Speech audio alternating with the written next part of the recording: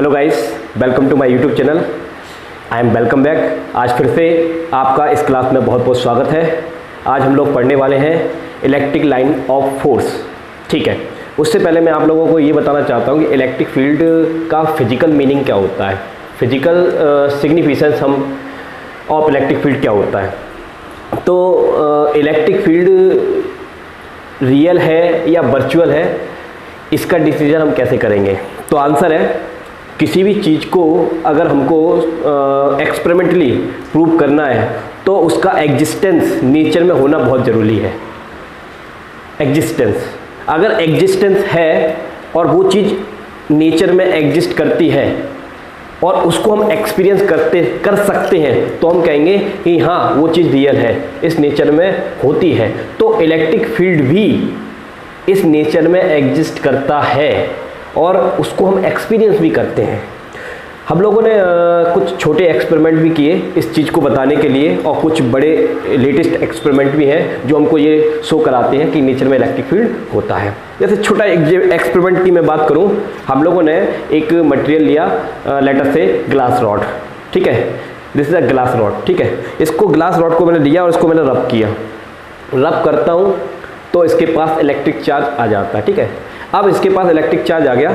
अब मैं इस ग्लास रॉड को, जो कि ऑलरेडी चार्ज है, मैं इसको छोटे छोटे पेपर वाइट के पास ले जाता हूँ। तो मैं क्या देखता हूँ, ये पेपर वाइट इसकी ओर अट्रैक्ट होना स्टार्ट हो जाते हैं, जबकि मैंने इस रॉड को इससे टच भी नहीं कराया, फिर भी ये पेपर वाइट इसकी तरफ अट्रैक्ट हो गए। ओके, और पेपर के पास क्या है, मास है, और इसने मास को अपनी तरफ क्या कर लिया, खींच लिया बिना कांटेक्ट बनाए। तो इसका मतलब क्या है, इसका मतलब ये है कि यहाँ एक इलेक्ट्रिक फील्ड है और वो इलेक्ट्रिक फील्ड क्या कर रहा है, इन छोटे छोटे पेपर के जो पार्टिकल्स हैं उन पर फोर्स लगा रहा है। ये एक छोटा सा एक्सपेरिमेंट था। ओके, इसी तरह से और भी एडवांस एक्सपेरिमेंट हम लोगों ने किए और जो हमको ये बताते हैं कि इलेक्ट्रिक फील्ड नेचर में एग्जिस्ट करता है। जैसे हम लोगों ने क्या किया, एक चार्ज पार्टिकल को लिया और उसको यहाँ ऑसिलेट कराया। जब हम उस चार्ज पार्टिकल को यहाँ रखकर ऑसिलेट कराते हैं तो हम क्या देखते हैं कि यदि हम यहाँ पर एक दूसरा चार्ज पार्टिकल लेकर आते हैं और अगर वो चार्ज पार्टिकल इसके नज़दीक हम लेकर आते हैं तो हम क्या देखते हैं कि ये वाला चार्ज पार्टिकल अपने आप ही ऑसिलेट होना स्टार्ट कर देता है। ये चीज़ आप आगे पढ़ेंगे, इलेक्ट्रोमैग्नेटिक वेव। इलेक्ट्रोमैग्नेटिक वेव में एक चार्ज पार्टिकल होता है, ऑसिलेटिंग चार्ज पार्टिकल। ठीक है, तो जब ये ऑसिलेटिंग चार्ज पार्टिकल ऐसे ऑसिलेट होता है तो इससे एक इलेक्ट्रिक फील्ड जनरेट होता है। वो इलेक्ट्रिक फील्ड है या नहीं है, इसका हमको कैसे पता चलता है, तो हमने यहाँ पर एक दूसरा इलेक्ट्रिक चार्ज पार्टिकल रख दिया। तो जब ये इलेक्ट्रिक चार्ज पार्टिकल हम यहाँ पर लेकर आते हैं तो ये इसके ऑसिलेशन से ये भी ऑसिलेट होना स्टार्ट कर देता है। इसका मतलब ये है कि इसके चारों तरफ एक इलेक्ट्रिक फील्ड एग्जिस्ट करता है, तभी ये वाला चार्ज पार्टिकल ऑसिलेट होना स्टार्ट हो गया। तो इसका मतलब ये है कि जब ये चार्ज पार्टिकल ऑसिलेट होगा तो ये चार्ज पार्टिकल भी ऑसिलेट होगा, क्योंकि यहाँ एक इलेक्ट्रिक फील्ड है। और वो इलेक्ट्रिक फील्ड की कैरेक्टरिस्टिक क्या है, उस इलेक्ट्रिक फील्ड की कैरेक्टरिस्टिक ये है कि उस इलेक्ट्रिक फील्ड में अगर कोई दूसरा चार्ज आता है तो उस पर फोर्स लगा सकता है। तो इलेक्ट्रिक फील्ड करता क्या है, तो जहाँ कहीं भी इलेक्ट्रिक फील्ड होगा तो वो फोर्स लगा सकता है। ठीक है, अब ये जो हमने प्रिंसिपल बनाया कि हम एक चार्ज पार्टिकल को ऑसिलेट कराएंगे, दूसरा चार्ज पार्टिकल उसके रास्ते में आएगा तो वो ऑसिलेट होना स्टार्ट हो जाएगा, राइट। ठीक है, ये हमने एक थ्योरी बनाई। अब इस थ्योरी को पढ़कर हम लोगों ने मोबाइल्स बनाए। अब मोबाइल्स किस तरह से काम करते हैं हम लोगों के, तो मोबाइल फ़ोन जो भी कम्युनिकेशन सिस्टम है पूरा का पूरा इलेक्ट्रिक फील्ड के ही बेसिस पर ही काम करता है। किस तरह से, हमने टावर में एक चार्ज पार्टिकल को ऑसिलेट कराया। ठीक है, तो जब हम टावर में एक चार्ज पार्टिकल को ऑसिलेट कराते हैं तो वो अपने चारों तरफ एक इलेक्ट्रिक फील्ड क्रिएट करता है। ओके, अब वो इलेक्ट्रिक फील्ड एग्जिस्ट करता है या नहीं करता है, हमको कैसे पता चलेगा, तो हमने अपने सेल फोन में भी एक चार्ज पार्टिकल डाल के रखा हुआ है। अब उस चार्ज पार्टिकल से क्या होता है कि अगर किसी ने हमारा नंबर डायल किया हुआ है तो वो नंबर की एक फ्रिक्वेंसी होती है और उस फ्रिक्वेंसी से, उस आवृत्ति से वो जो टावर, मेन टावर लगा हुआ है, वो उस फ्रिक्वेंसी की वेव बनाता है।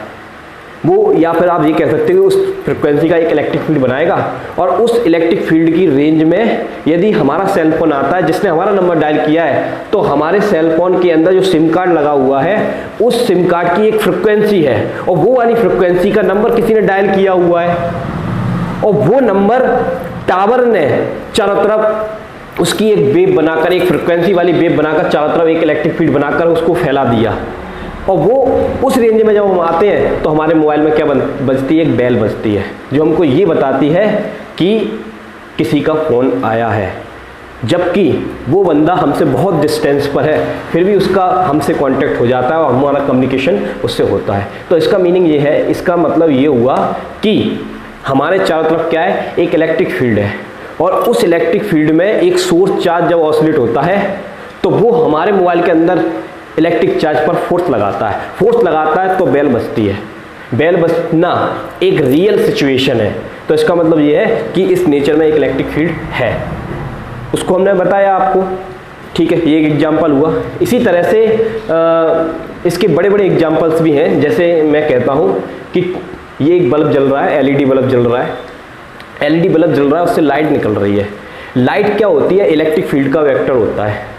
ओके, जब वो इलेक्ट्रिक फील्ड का वेक्टर हमारी आइस पर स्ट्राइक करता है, टकराता है, तो हमारे आइस के अंदर, रेटिना के अंदर इलेक्ट्रॉन्स हैं, inside the electron in the retina.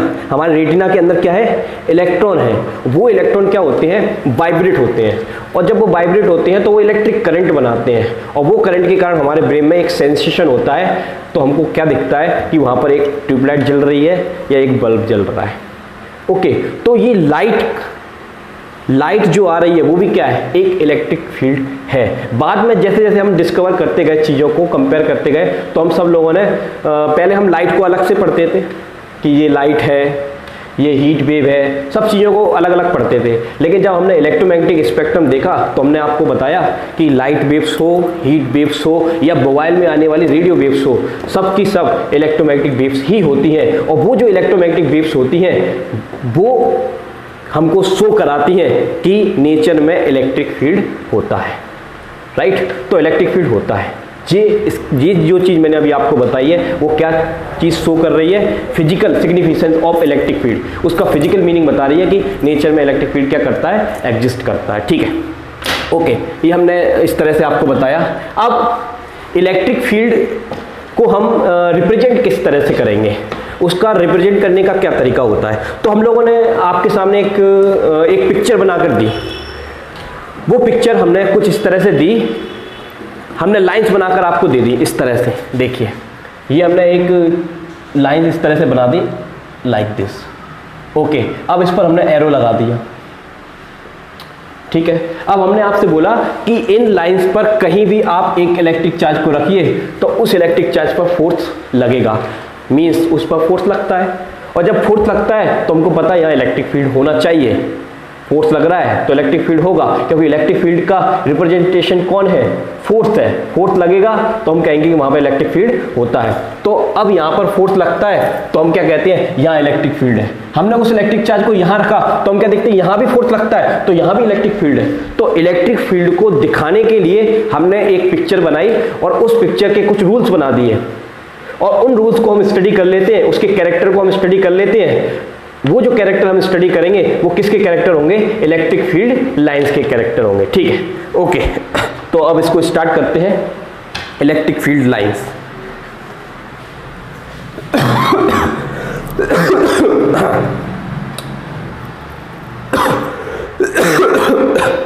Stop कर लिया तो उसे, हाँ जी, इधर ध्यान दीजिए। इलेक्ट्रिक लाइंस ऑफ फोर्स, इसको हिंदी में बोला जाता है विद्युत बल रेखा, रेखाएं, विद्युत बल रेखाएं। ठीक है, विद्युत बल रेखाएं हमको ये दिखाती है कि इलेक्ट्रिक फील्ड कहाँ कहाँ अवेलेबल है और उसकी स्ट्रेंथ कितनी है, और किस जगह पर फोर्स ज़्यादा लगेगा, किस जगह पर फोर्स कम लगेगा, और इलेक्ट्रिक फील्ड का नेचर किस तरह से होता है और वो क्या क्या कैरेक्टर हमको शो करेगा, उसको हम देखेंगे। ठीक है, इलेक्ट्रिक लाइंस ऑफ फोर्स में सबसे पहली बात ये है कि इसको हमने इमेजिन किया है ये रियल में होती नहीं है, बस हमने अपने समझने के लिए इसको इमेजिन किया है कि जी किस तरह से काम करेंगी और इनका प्रेजेंस रिप्रेजेंटेशन किस तरह से होना चाहिए। जैसे ये हमारे पास एक पॉजिटिव चार्ज पार्टिकल है, राइट, और ये हमारे पास एक नेगेटिव चार्ज पार्टिकल है। यहाँ पर हमने एक यूनिट चार्ज रख दिया तो ये चार्ज इस चार्ज को रिपेल करता है, रिपेल किया तो हमने एक एरो बना लिया, ठीक। अब हमने इस यूनिट चार्ज को यहाँ रखा तो हमने क्या देखा, ये इधर जाता है, रिपेल होकर फोर्स लगता है, तो हमने फिर से एरो बना लिया। अब यहाँ रखते हैं तो वो यहाँ जाता है, यहाँ रखते हैं तो यहाँ जाता है, तो अल्टीमेटली वो क्या करता है, मूव करता है, एक पाथ पर वो मूव करता है और उस पाथ का हम लोगों ने नाम रखा है imaginary smooth path, imaginary smooth curve जो आप कह रहे हैं, ठीक है। तो इलेक्ट्रिक फील्ड क्या है, इलेक्ट्रिक लाइंस ऑफ फोर्स क्या है, तो आंसर है इलेक्ट्रिक फील्ड में एक इमेजिनरी स्मूथ कर्व है जिस पर यूनिट चार्ज पार्टिकल क्या कर सकता है, मोशन कर सकता है, मूव कर सकता है, राइट। अब वो हमने डेफिनेशन बना ली इसकी, तो देखिए electric field lines are imaginary smooth curve, याद रखिए imaginary smooth curve drawn in space to represent electric field over there. ये हमको बताएगा कि स्पेस में कहाँ कहाँ इलेक्ट्रिक फील्ड है, ठीक है, ओके। अब इसके बाद हम इसको स्टडी करना स्टार्ट करते हैं। तो हम सबसे पहले इसमें लेते हैं, ये होने के बाद characteristic of electric field lines. इसका कैरेक्टरिस्टिक देखिए, सबसे पहले हमने देखते गए कि इलेक्ट्रिक फील्ड किस तरह से बिहेव करता है और वो बिहेव को देखकर हम लोगों ने कुछ पिक्चर्स बनाई और पिक्चर बना के उनके रूल बना लिए। जैसे हम पहला रूल पढ़ने जा रहे हैं, इसमें देखिए वी हैव पॉजिटिव चार्ज, हमारे पास एक पॉजिटिव चार्ज है, ठीक, this is positive charge, okay, like this. अब हम क्या देखते हैं, इस पॉजिटिव चार्ज से लाइंस निकलती हैं दिस वे, दिस डायरेक्शन, इस तरह से क्या करती है, इसमें से लाइन निकलती है, ओके। यहां कहीं हम लोगों ने एक नेगेटिव चार्ज पार्टिकल रखा हुआ है और हम क्या देखते हैं कि ये जो लाइंस होती हैं नेगेटिव चार्ज पार्टिकल में इंटर करती हैं और हमने देखा, ऑब्जर्व किया, क्या ऑब्जर्व किया कि पॉजिटिव चार्ज पार्टिकल से ऑलवेज लाइंस निकलती हैं, कभी इंटर नहीं करती, और नेगेटिव चार्ज पार्टिकल में हमेशा लाइन क्या करती हैं, इंटर करती हैं, कभी निकलती नहीं है। तो फिर हमने एक रूल बना लिया कि इलेक्ट्रिक लाइंस स्टार्ट कहाँ से होगी, तो आंसर है इलेक्ट्रिक लाइंस पॉजिटिव चार्ज से स्टार्ट होती हैं और टर्मिनेट कहाँ होती हैं, तो आंसर इलेक्ट्रिक लाइन कहाँ टर्मिनेट होती है, नेगेटिव चार्ज पार्टिकल पर, ठीक है। तो देखिए यहाँ से लाइंस निकलेंगी और कहाँ टर्मिनेट हो जाएंगी, नेगेटिव चार्ज पार्टिकल में, और यही हमने एक रूल इसमें बनाया। तो इसको देखिए, स्टार्ट फ्रॉम पॉजिटिव चार्ज और टर्मिनेट एट नेगेटिव चार्ज। तो स्टार्ट कहाँ से होना है, पॉजिटिव से, और टर्मिनेट कहाँ होना है, नेगेटिव से। तो हमेशा विद्युत बल रेखाएं धनात्मक आवेश से स्टार्ट होंगी, प्रारंभ होंगी, और ऋणात्मक आवेश पर क्या हो जाएंगी, समाप्त हो जाएंगी, ठीक है, लौट कर नहीं आएंगी। इसलिए हम लिखते हैं दीज आर डिसकंटिन्यूअस कर्व्स, याद रखिए ये एक बहुत इंपॉर्टेंट पॉइंट है, these are discontinuous curve this, क्योंकि आगे जाके हम मैग्नेटिक लाइंस ऑफ फोर्स पढ़ेंगे तो उसमें कंटिन्यूअस कर्व होता है, और इलेक्ट्रिक लाइंस कैसा कर्व बनाती है, डिसकंटिन्यूअस कर्व बनाती है, क्योंकि जो पॉजिटिव से स्टार्ट होती है और नेगेटिव पे क्या हो जाती है, समाप्त हो जाती है, वहाँ से निकलती नहीं है, ओके। तो ये फर्स्ट कैरेक्टर हमने इसका देखा, ओके, ठीक। अब इसका नेक्स्ट कैरेक्टर पर हम आते हैं, इधर ध्यान देखिए, नेक्स्ट कैरेक्टर में हमने देखा field lines are always smooth curve. जो फील्ड लाइन होती हैं वो हमेशा स्मूथ कर्व बनाती हैं। स्मूथ कर्व का मीनिंग क्या है, ये लाइन गई ऐसे चली गई, like this is not possible, इस तरह की इलेक्ट्रिक लाइंस नहीं होती। तो लाइंस कैसी होती हैं, like this way, this is smooth curve, this is not a smooth curve, ये स्मूथ कर्व नहीं है, ये एक स्मूथ कर्व है, लाइक दिस वे। तो इस तरह से यहाँ से पॉजिटिव चार्ज से लाइंस निकल रही हैं और नेगेटिव चार्ज में लाइंस क्या हो रही हैं, टर्मिनेट हो रही हैं, और उस दौरान हम क्या देखते हैं, ये जो लाइंस होती हैं वो कैसा कर्व बना रही हैं, स्मूथ कर्व बना रही हैं, ठीक है, चिकना वक्र, राइट। सो हमने लिख दिया field lines are always smooth curves, ठीक। अब इसमें अगली चीज हम देखते हैं, अगली चीज ये है कि अगर हम इस लाइन के किसी भी पॉइंट पर, like this point, A point, this is B point, this is C point, this is D point, this is E point. इस तरह से हमने डिफरेंट पॉइंट ले लिए स्पेस में अलग अलग जगह। तो अब इस पॉइंट की मैं बात करता हूँ, इधर देखिए, यदि मैं इस पॉइंट की बात करता हूँ, इससे नहीं, कहाँ गया मेरा ब्लू, इस पॉइंट की मैं बात करता हूँ। तो इस पॉइंट पर अगर मैं यूनिट चार्ज को रखता हूँ तो मैं क्या देखता हूँ, इस पर इस डायरेक्शन में फोर्स लगता है लाइक दिस, ओके। लेकिन जब इसी यूनिट चार्ज को मैं यहाँ रखता हूँ, kept here at point B, so force की डायरेक्शन मेरे को क्या मिलती है, दिस वे। यहाँ रखता हूँ तो मेरे को फोर्स की डायरेक्शन इधर मिलती है, यहाँ रखता हूँ तो फोर्स की डायरेक्शन मेरे को इधर मिलती है, यहाँ रखता हूँ तो मेरे को फोर्स की डायरेक्शन इधर मिलती है। तो एक ही स्पेस में अलग अलग जगह पर फोर्स की डायरेक्शन कैसी होती है, डिफरेंट होती है। This point, this point, this point. तो ये हमको क्या शो कर रहा है, ये हमको ये शो कर रहा है कि इस पॉइंट पर, इलेक्ट्रिक लाइन के किसी भी पॉइंट पर यदि आप एक टेंजेंट खींचते हो, क्या खींचते हो, टेंजेंट, तो टेंजेंट खींचने पर उस पर पहली बात तो फोर्स लगना है। तो वो फोर्स किस डायरेक्शन में लग रहा है, वो डायरेक्शन हमको बताता है, वो डायरेक्शन हमको प्रेजेंट होती है यहाँ पर, वो डायरेक्शन हमको समझ में आती है कि जब हम यहाँ पर यूनिट चार्ज को रखेंगे तो उस पर फोर्स किस डायरेक्शन में लग रहा है, इधर लग रहा है, इधर लग रहा है, इधर लग रहा है, कहाँ लग रहा है, तो फोर्स इधर लगा। जब यहाँ रखते हैं तो यहाँ लगा, जब यहाँ रखते हैं तो यहाँ लगा। तो इस तरह से इलेक्ट्रिक लाइंस के किसी भी पॉइंट पर जब हम एक टेंजेंट ड्रॉ करते हैं तो वो हमको फोर्स की डायरेक्शन देती है, ओके। और फोर्स की डायरेक्शन को कौन सी डायरेक्शन कहा जाता है, इलेक्ट्रिक फील्ड की डायरेक्शन कहा जाता है, विद्युत क्षेत्र की डायरेक्शन कहा जाता है। तो हमको विद्युत क्षेत्र की डायरेक्शन इससे पता चलती है। तो हम लोगों ने इसमें आगे लिख लिया, tangent at any point gives direction of electric force या फिर फील्ड एट दैट पॉइंट। तो वो पॉइंट पर जब हम चार्ज को रखेंगे तो वो हमको क्या बनाए, चार्ज को रखकर एक टेंजेंट बनाएंगे तो हमको फोर्स की डायरेक्शन मिलेगी, ठीक। इसके बाद इसका नेक्स्ट फीचर देखिए, to lines never cross each other. दो लाइंस एक दूसरे को कभी भी क्रॉस नहीं करती। देखिए ये एक लाइंस है, ये दूसरी लाइन है, लाइक दिस। अगर ये क्रॉस करेंगी और यहाँ मैं एक पॉइंट लेता हूँ तो इस पॉइंट पर मैं दो टेंजेंट ड्रॉ कर सकता हूँ, एक this is like this and this is like this. तो दो टेंजेंट मैं ड्रॉ करता हूँ इस पॉइंट पर, तो मेरे को फोर्स की दो डायरेक्शन फाइंड आउट होती हैं, this direction and this direction. This is not possible. तो दो लाइंस आपस में एक दूसरे को क्रॉस नहीं करेंगी क्योंकि उनके क्रॉसिंग पॉइंट पर हमको फोर्स की दो डायरेक्शन मिलेंगी और दो डायरेक्शन मिलना पॉसिबल नहीं है, ठीक है।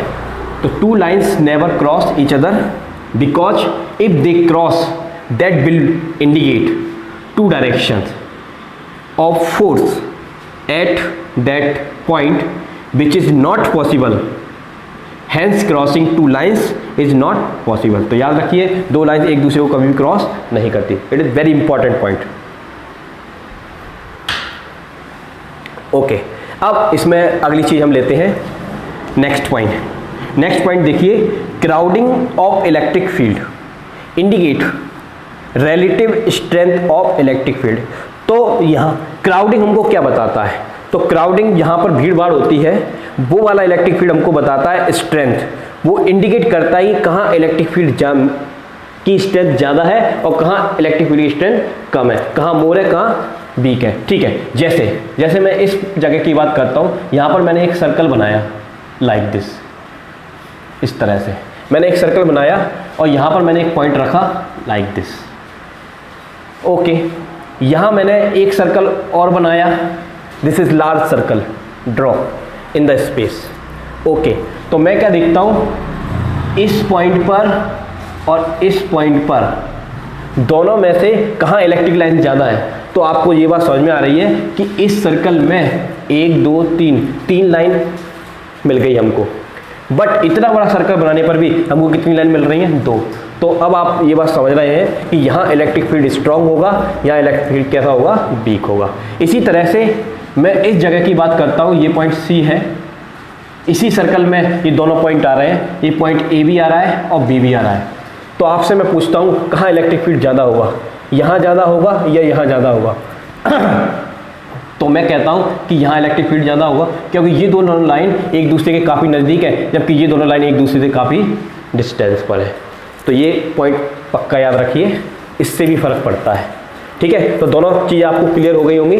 सर्कल के अंदर जितनी लाइन आ रही है वहाँ हम कहेंगे इलेक्ट्रिक फील्ड की स्ट्रेंथ ज़्यादा है, और यहाँ इतना बड़ा सर्कल लिया, उसके अंदर लाइनें कम आ रही है, तो हम क्या कहेंगे इलेक्ट्रिक फील्ड कम है। और उसके बाद एक चीज़ और कि कोई भी पॉइंट अगर ऐसी जगह पर है यहाँ पर इलेक्ट्रिक फील्ड काफ़ी डेंसर है, काफ़ी सघन है, तो वहाँ इलेक्ट्रिक फील्ड काफ़ी ज़्यादा होता है, और जहाँ पर रेयरर होता है वहाँ इलेक्ट्रिक फील्ड कैसा होता है, कम। तो यहाँ इलेक्ट्रिक फील्ड डेंसर है क्योंकि बहुत सारी लाइन इससे निकल रही हैं, बट यहाँ पर इलेक्ट्रिक फील्ड कैसा है, रेयरर है, क्योंकि बहुत कम लाइन इसमें मिल रही है, यहाँ से निकल रही है। ठीक है, ओके। तो crowding of electric field indicate relative strength of electric field. ये रिलेटिव स्ट्रेंथ बताते हैं एक पॉइंट के रिलेटिव में दूसरे पॉइंट की स्ट्रेंथ क्या होनी चाहिए। ठीक है, ओके। अब इसमें अगली चीज़ सुनिए, लाइन की जो पिक्चर्स होती है और जो इलेक्ट्रिक फील्ड लाइन जो होती हैं वो ऑलवेज राइट एंगल बनाती हैं ऑन द सरफेस। सरफेस पर क्या बनाती हैं, राइट एंगल। देखिए मैंने आपको एक ड्रॉ बनाकर दिया इलेक्ट्रिक फील्ड लाइन का, like this is positive charge, this is negative charge. तो ये एक कर्व है और ये दिस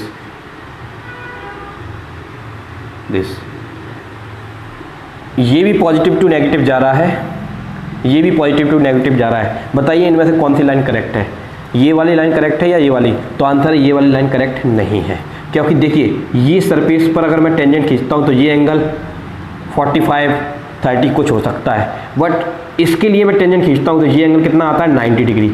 इसके लिए टेंजेंट खींचता हूँ तो ये एंगल कितना आता है, 90 डिग्री। तो याद रखिए इलेक्ट्रिक लाइन ऑलवेज कितना एंगल बनाती है, 90 डिग्री ऑन दी सरफेस। याद रखिए पृष्ठ से हमेशा कितना डिग्री एंगल बनाएंगे, 90 डिग्री। तो ये एग्जाम में काफ़ी इस तरह के क्वेश्चन पूछे जाते हैं। इसमें आपको डायग्राम बनाकर देख देंगे और इस तरह से डायग्राम होंगे, उसमें आपको ये देखना है कि इलेक्ट्रिक लाइन कहाँ करेक्ट है, कहाँ करेक्ट नहीं है। तो आप पर्टिकुलर नियम याद रखिए, इलेक्ट्रिक लाइन ऑलवेज कैसे निकलेंगी, 90 डिग्री का एंगल बनाते हुए, 90 डिग्री का एंगल बनाते हुए निकलेंगी इस तरह से, और 90 डिग्री एंगल बनाते हुए क्या करेंगी, इंटर करेंगी this way. Okay, so electric field lines are always at right angle to the surface. ठीक है, अब इसमें एक जूम करिए उसको ज़रा, काफ़ी रेयर क्वेश्चन है, बट ये क्वेश्चन भी काफ़ी ज़्यादा पूछा जाता है एग्जाम में, एक आध 1 मार्क्स या 2 मार्क्स में। उसको ज़रा मैं समझाना चाहता हूँ। कभी कभी ये प्रूव करने के लिए आ जाता है कि इलेक्ट्रिक लाइंस जो होती हैं वो सरफेस से 90 डिग्री एंगल कैसे बनाती हैं, इसको हमको प्रूव करना है। तो देखिए इसका प्रूफ समझिए, दिस इज अ सरफेस, ये एक सरफेस मैंने ले ली है और यहाँ पर इलेक्ट्रिक फील्ड की direction, this is electric field, direction of electric field, this is direction of electric field. Okay, making angle theta on the surface. तो ये सरफेस पर कितना एंगल बना रही है, थीटा एंगल बनाते हुए, ये इलेक्ट्रिक फील्ड की डायरेक्शन है मान लीजिए। ठीक अब हमने इस इलेक्ट्रिक फील्ड के 2 कंपोनेंट बनाए, यहाँ एंगल है, वहाँ क्या बनाया, ई कॉस थीटा, यहाँ कोई एंगल नहीं है, वहाँ क्या बनाया, ई साइन थीटा। ठीक, अब हम क्या करते हैं, नेक्स्ट स्टेप, अब हम इस सरफेस को चार्ज देते हैं। यहाँ पर हमने इसको +Q चार्ज दिया, तो जब हम किसी को पॉजिटिव चार्ज देते हैं तो उस चार्ज का क्या होता है, आपने पढ़ा है, like charges repel each other. तो जैसे ही हम इसको चार्ज देंगे, spread it on the surface, तो वो सरफेस पर क्या हो जाएंगे, फैल जाएंगे, डिस्ट्रीब्यूट हो जाएंगे। तो हम क्या देखते हैं, सभी चार्जेस जो होते हैं इस पर डिस्ट्रीब्यूट होना स्टार्ट हो जाते हैं, और चार्जेस के बीच में रिपल्शन होता है, तो रिपल्शन के कारण चार्जेस के बीच में क्या होता है, मोशन क्रिएट होता है। तो ये जो चार्ज मैंने इसको दिया है कि वो चार्ज इसके चारों तरफ, जैसे इलेक्ट्रिक लाइन किसी वायर में मूव होती है, या एक जगह पर जाकर सेटल हो जाएंगे और रुक जाएंगे वहाँ पर जाकर।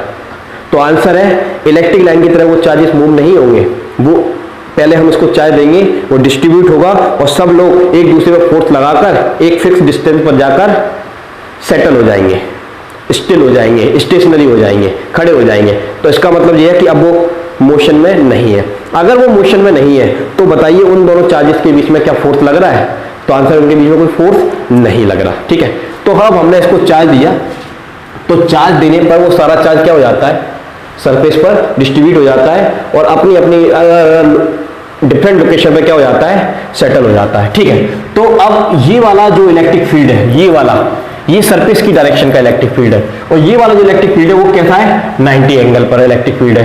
तो ये इलेक्ट्रिक फील्ड इस पॉजिटिव चार्ज पर क्या लगाएगा, फोर्स लगाएगा कि नहीं लगाएगा, तो कितना फोर्स लगाएगा, तो आंसर है क्यू ई कॉस थीटा। ये वाले मैं सरफेस की बात कर रहा हूं, तो ये वाला फोर्स सरफेस के लिए है और ये वाला फोर्स कैसा है, 90 डिग्री, तो F equal to Q E cos theta की मैं बात कर रहा हूं।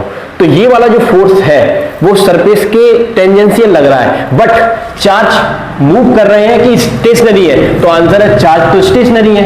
और अगर चार्ज स्टेशनरी हो गए हैं तो उनके बीच में फोर्स कैसा हो गया, नेट फोर्स कितना हो गया होगा, जीरो, क्योंकि वो एक दूसरे पर इक्विलिब्रियम की कंडीशन पर आ गए हैं। इक्विलिब्रियम की कंडीशन में उनके बीच में लगने वाला फोर्स कितना होता है, जीरो।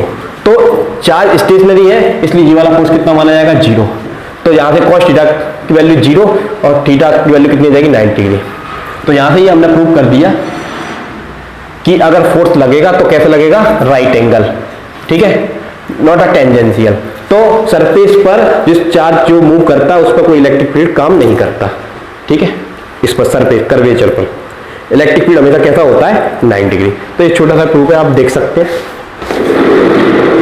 इसके बाद नेक्स्ट, अब कहीं पर भी हमने चार्ज रखा हुआ है स्पेस में तो उससे इलेक्ट्रिक लाइंस निकलती हैं। तो वो इलेक्ट्रिक लाइंस कितनी निकलती है वहां से, उसको हम कैसे गिनेंगे, कैसे काउंट करेंगे। तो चूंकि ये इसको हमने एज्यूम किया हुआ है, एज्यूम्ड किया हुआ है, क्योंकि ये होती तो है नहीं है, बस मान के रखा हुआ है, ठीक। तो कितनी इलेक्ट्रिक लाइंस निकलती हैं उसका नंबर हम लोगों ने काउंट करके निकाला कि number of lines assumed to be linked with a unit charge. एक यूनिट चार्ज के चारों तरफ कितना इलेक्ट्रिक फील्ड होता है। इलेक्ट्रिक फील्ड का मतलब क्या है कि वहां से इलेक्ट्रिक लाइंस निकल रही हैं। तो इलेक्ट्रिक लाइंस का नंबर हम लोगों ने किससे निकाला, 1/ε0 थे, ओके। और 1/ε0 थे। ε0 क्या होता है, permittivity of free space. Free space की मैं बात कर रहा हूं, कितनी वैल्यू होती है, 8.85 × 10⁻12।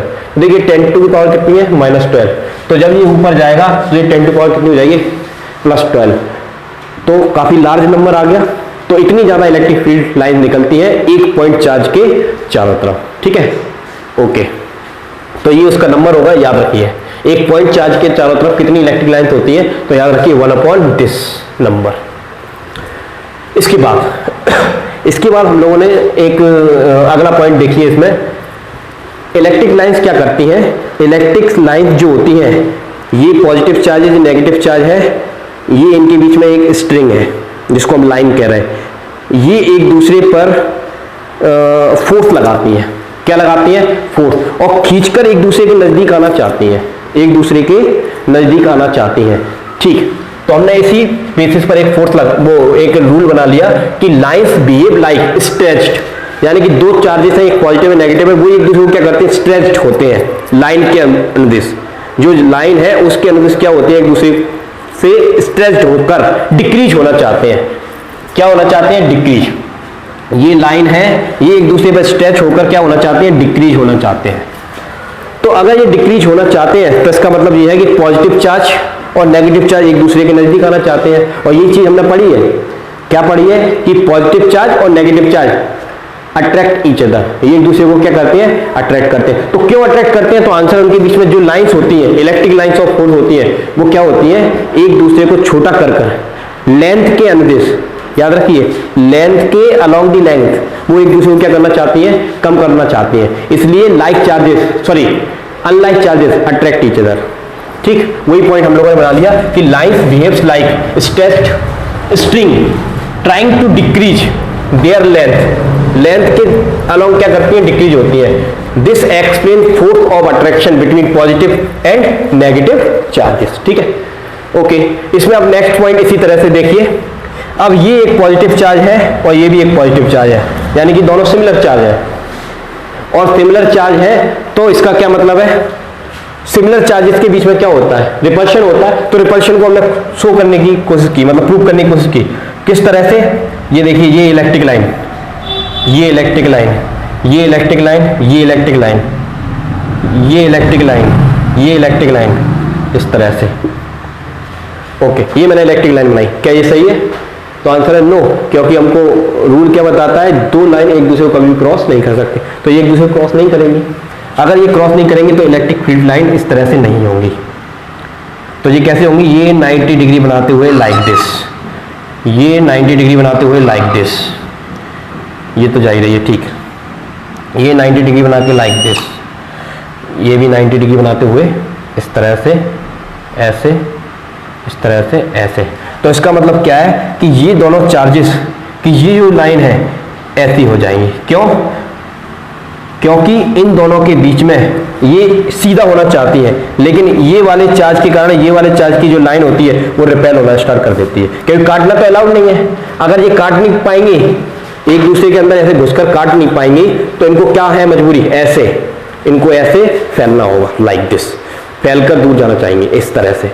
तो अब ये जो लाइन है, ये लाइन पर परपेंडिकुलर इधर की तरफ फोर्स लगेगा, इस पर परपेंडिकुलर फोर्स इधर की तरफ लगेगा, तो ये लाइन के परपेंडिकुलर इस पर क्या लगता है, फोर्स लगता है।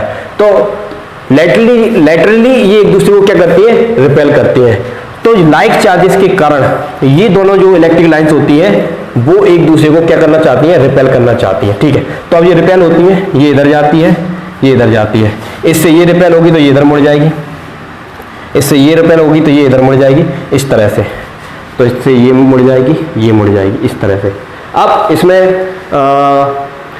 ये जो इलेक्ट्रिक लाइंस है वो सीधा होना चाहती हैं, मुड़ा रहना नहीं चाहती हैं, मुड़े रहना नहीं चाहती हैं, क्योंकि वो नेगेटिव चार्ज उनका टारगेट होता है, नेगेटिव चार्ज के पास जाना चाहती है। तो अगर वो मुड़े रहना नहीं चाहती है तो वो क्या करेंगी, वो ये करेंगे कि इनके बीच में रिपल्शन हो रहा है, तो रिपल्शन के कारण वो दूर होंगे। तो अब हम क्या देखते हैं, ये दोनों चार्जेस, क्योंकि ये सीधा होना चाहती हैं और सीधा हो नहीं पा रही, तो इनको क्या करना पड़ेगा, दूर जाना पड़ेगा। तो हम क्या देखते हैं, ये दोनों चार्ज एक दूसरे के क्या होने लगते हैं, दूर होने लगते हैं, लाइक दिस।